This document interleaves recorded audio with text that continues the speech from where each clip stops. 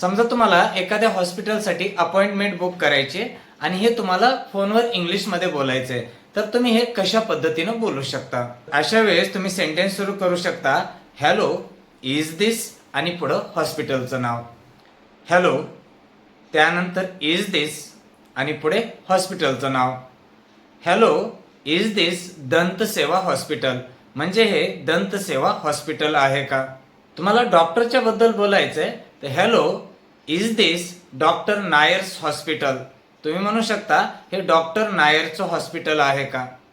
समजा तुम्हाला म्हणायचंय हे दंतसेवा हॉस्पिटलचं रिसेप्शन आहे का, तर तुम्ही म्हणाल hello is this reception of Dantaseva hospital.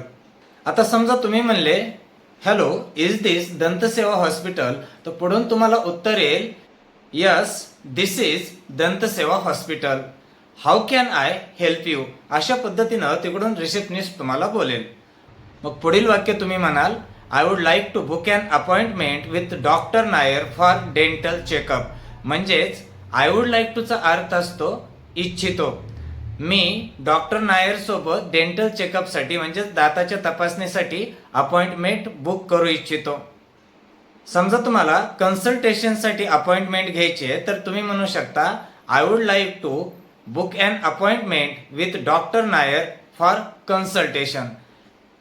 Consultation म्हणजे सल्ला मसवरा. आता तुम्हाला जाणून घ्यायचंय कोणत्या कोणत्या स्लॉट्स किंवा वेळ अवेलेबल आहेत त्या ठिकाणी, तर तुम्ही म्हणाल are there any slots available for tomorrow? उद्यासाठी काही स्लॉट्स म्हणजेच वेळ उपलब्ध आहेत का?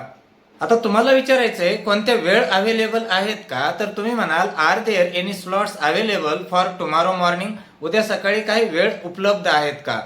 Yes we have slots for 10 AM and 11 AM. मग तुम्हाला सांगायचंय सकाळी 10 वाजताचा टाइम तुमच्यासाठी योग्य आहे, तर तुम्ही म्हणू शकता 10 AM works for me. 10 AM works for me म्हणजे माझ्यासाठी 10 वाजताचा टाइम चांगला राहील. मग तुमची अपॉइंटमेंट जर कन्फर्म झाली तर समोरून आन्सर येईल great your appointment with doctor Nair is confirm for 10 AM tomorrow. तर या पद्धतीनं तुम्ही अपॉइंटमेंट निश्चित करू शकता आणि या प्रकारचे सेंटेन्सेस अपॉइंटमेंटसाठी तुम्ही यूज करू शकता.